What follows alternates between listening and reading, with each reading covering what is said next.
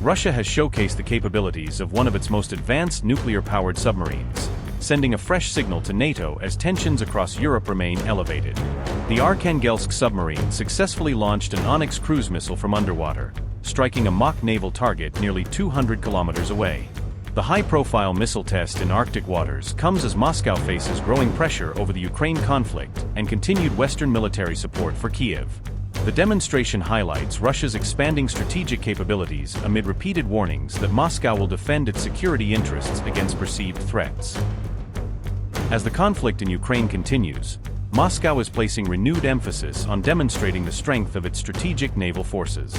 Russia's Northern Fleet unveiled dramatic footage of a missile test conducted by its newest nuclear-powered submarine, the Arkhangelsk. According to Russian military officials, the exercise was completed successfully in the Barents Sea without any reported complications. The test involved the launch of an Oniks cruise missile, while the submarine remained fully submerged beneath the surface. Russian officials said the missile accurately hit a mock enemy warship position, approximately 200 kilometers away. The exercise took place in the Arctic, an area Moscow considers critical for both defense planning and strategic deterrence. The Barents Sea in the Arctic is located off the north coasts of NATO member nation Norway and Russia. The sea is divided into territorial waters of Russia and Norway. The Arkhangelsk is among Russia's latest generation Yasen-M submarines, designed to enhance the Navy's long-range strike capabilities. Military officials claim the submarine's reduced acoustic signature makes it significantly harder for adversaries to track underwater. The platform is capable of deploying a variety of advanced weapons, including Kalibr cruise missiles and Tsirkon hypersonic missiles. The nuclear-powered submarine formally joined active service late last year and is now a key asset in Russia's Northern Fleet.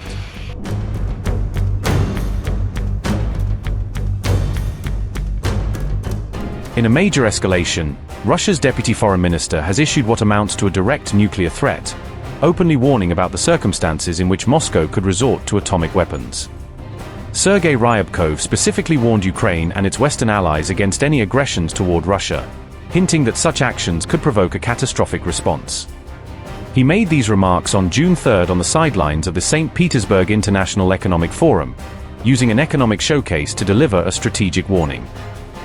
Sergei Ryabkov said, and I quote, "As regards us, those hypothetical extreme situations that may trigger the use of these weapons were outlined in detail in Russia's military doctrine and the fundamentals of Russia's state policy on nuclear deterrence. To put it somewhat straightforwardly, these documents send a signal that encroachments on Russia or its territorial integrity by aggressors, including those who may possess such weapons, could prompt us to use these weapons in the worst-case scenario." End quote. His warning came as Ukrainian drones struck both energy and military sites in St. Petersburg on June 3, linking the nuclear rhetoric directly to fresh attacks on Russian soil. The drone strikes landed just hours before Russia's flagship economic forum began, overshadowing the event and exposing vulnerabilities inside a showcase city. Several long-range drones crashed into oil facilities, with loud blasts heard across neighborhoods and plumes of smoke seen rising over the city. The governor of St. Petersburg said the Kirovsky and Krasnoselsky districts were among the areas targeted, confirming that key industrial zones were hit. Ukraine also reportedly struck near the Kronstadt naval base and a shipyard in the wider Leningrad region, extending the attack to critical military infrastructure. Video clips circulating online showed what appeared to be a Ukrainian drone hitting a Russian-guided missile ship, which then caught fire as flames spread across its deck. These strikes took place just about 10 miles from the Economic Forum venue where Putin is scheduled to speak on June 5, bringing the war perilously close to his stage.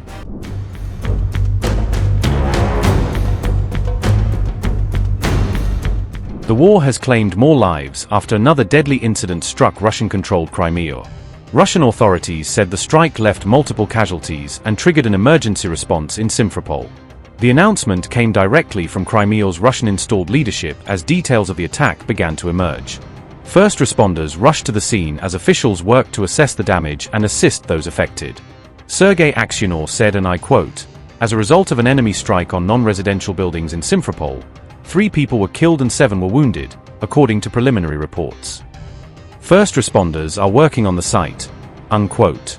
Moscow blamed Ukrainian forces for the strike and said non-military locations were among those affected.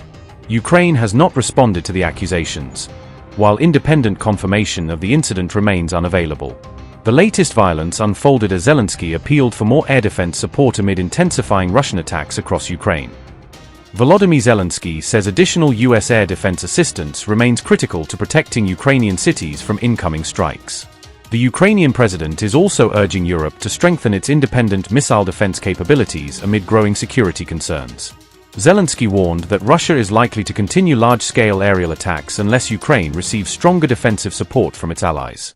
Шановні українці і українки, сьогодні сотні людей і в Києві, і в Дніпрі, в інших містах працювали після російського масованого удару.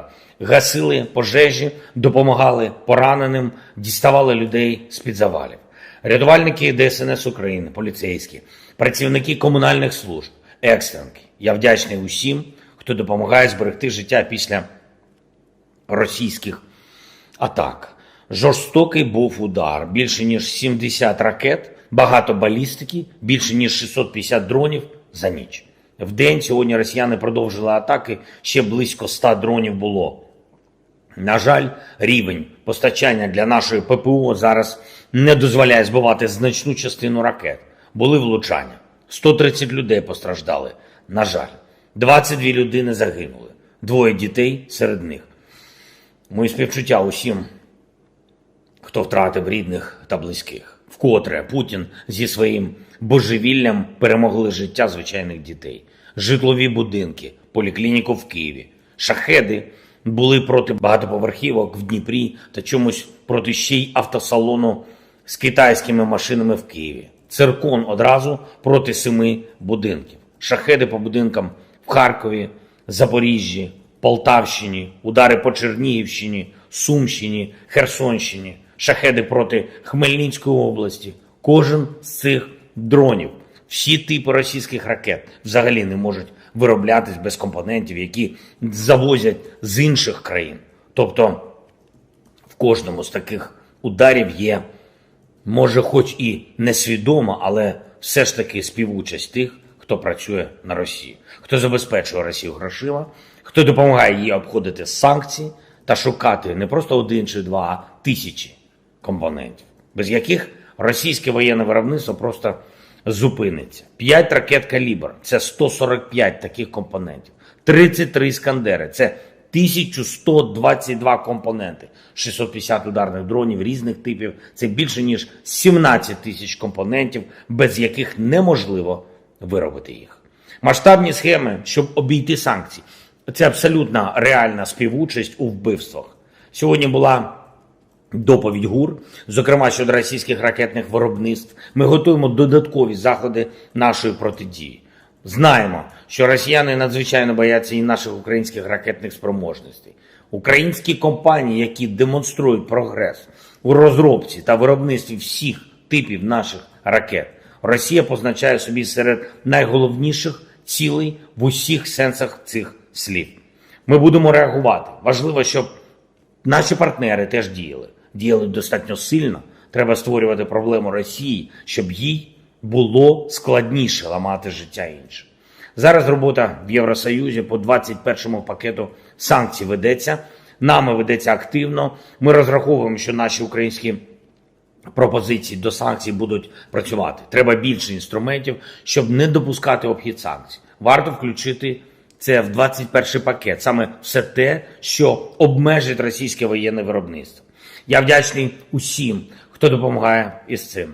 Я вдячний також кожному лідеру, всім нашим партнерам, які сьогодні не мовчали, засудили цей російський удар. Ми знаємо від розвідки, що масований удар може бути і цієї ночі. Будь ласка, дуже вас прошу, звертайте увагу на тривогу. Всім партнерам разом, усім в Європі потрібно і надалі працювати, щоб були ракети для нашої ППО, щоб були необхідні системи і життєво важливі розвіддані та інші речі, які допомагають рятувати життя людей. Очевидно, що в Європі треба свою антибалістичну систему, достатній обсяг, достатню силу, щоб гарантувати захист від будь-якої загрози.